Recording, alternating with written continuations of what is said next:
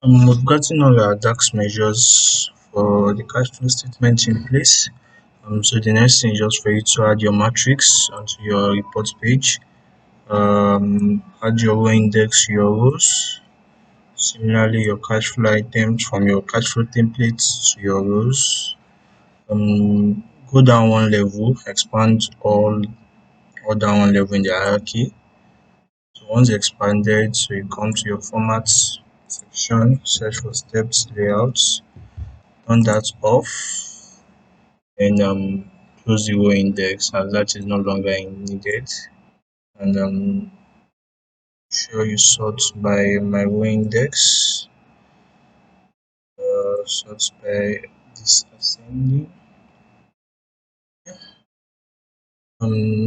Next thing is just to turn off all wrap functions or text wrap, turning them off.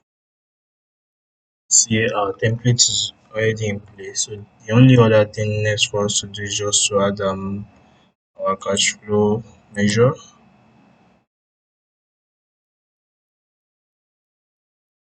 Then year column, year from our calendar table on the column section.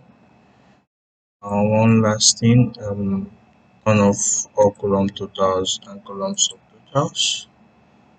And see our cash flow statement is all in place and ready.